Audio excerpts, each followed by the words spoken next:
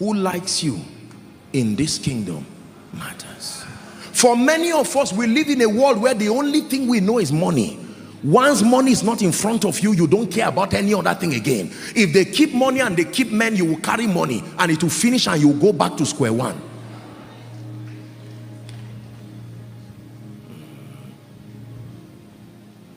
There are 7 currencies that we use to purchase realities in this kingdom. Everything is bought.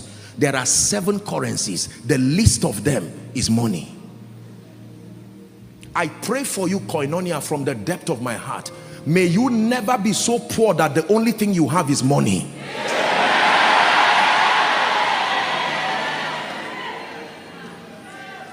Let me pray that prayer again. And I say it with every sense of responsibility. May you never be so poor that the only thing you have is money in your ATM. Please sit down. There are superior currencies. Money itself, you see, we have a series on finances coming, but money itself, you see, is a product. There is a capital that buys it. The name of the capital that buys money is what the Bible calls true riches. Money itself is a product. Are you getting what I'm teaching you now? Yes. If I want to buy this Bible, come, lift this up. If you want to buy this Bible, will you be offended if I bring out money just to use? Okay, watch this. Please watch this. This, for instance, this is $100 bill. Lift it up. Watch this. If, let's assume this is $100. People are following from around the world, so we're using something universal. If you want to buy this product, you need this. Is that true? So that means if I give you this, you start smiling because this is already a victim of the abundance of this. But if you want to buy this, what do you use? Because this is also a product. What do you use to buy this? Money buys this. But what if it is money you want to buy itself? What do you use to buy it? The one who is wealthy is not the one who has this. The one who is wealthy is one who has the capital that buys this.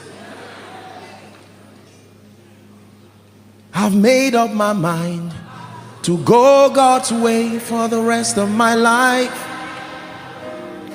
I've made up my mind.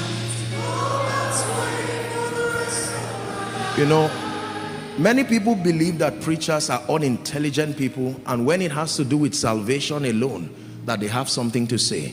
When it has to do with the matters that help people to excel and live a victorious Christian life while serving the purposes of the kingdom with dignity and honor, most people believe the house of God is not the go-to place. It's a wrong narrative, and I hope that by these meetings God is using it to, he's changing our minds. The church is not a nuisance to civilization. Please understand this. Not every man of God is moving around trying to look for money and manipulate people. There are people who fear God sincerely and intend to be contributors to nation building. Are you learning? Thank you. Thank you. Now listen, pay attention. Favor.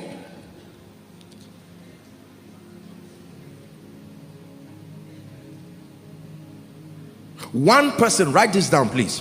One person can be used by God to open 100 doors of opportunity for you. One man can be used by God. Remember, God has to be in the equation. One man can be used by God to open more than 100 doors of opportunity for you.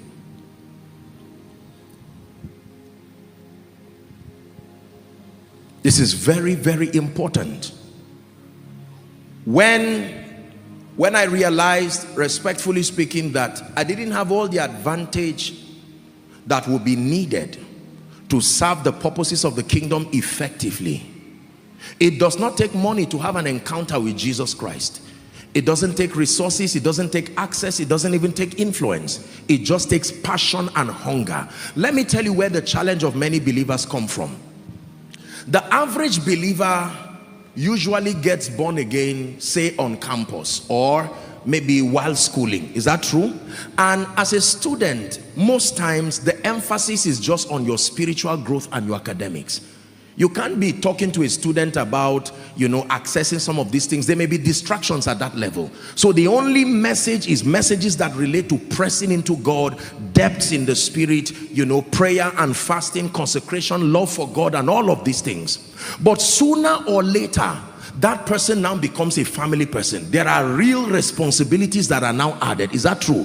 You will have to redesign your teachings as an effective man of God to do well, to help the people remain spiritually in touch, passionately in love with God, but at the same time you must now supply them the keys that help them to excel in their career, in their life, while serving the purposes of the kingdom. Otherwise, sooner or later they will be distracted by the need to make a living, and they will leave the things of God. It will cancel out all your investment of many years. I can tell you one of the reasons why many believers are not serious with God is because they have not engaged these systems of advantage to help them be victorious. The Bible says, hitherto you have asked for nothing. It says to ask that you should receive, to the end that your joy may be full.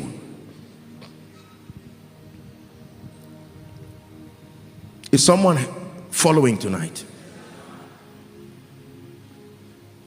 Many sincere people in this country, many sincere people around Africa, many sincere people in this city, and probably many sincere people seated and listening to me, desire to live for Jesus, desire to love him with all their hearts, desire to serve the purposes of the kingdom in truth.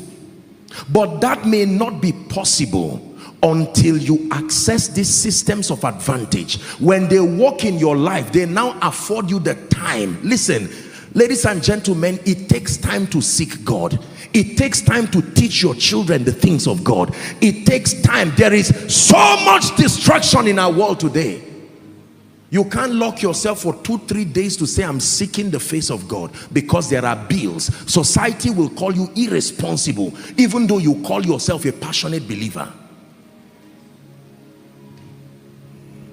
I know many people who started well in ministry, many sincere people who loved God with all their hearts. Some of them today are not in ministry because the needs and the cares of life just strangled away their passion for God.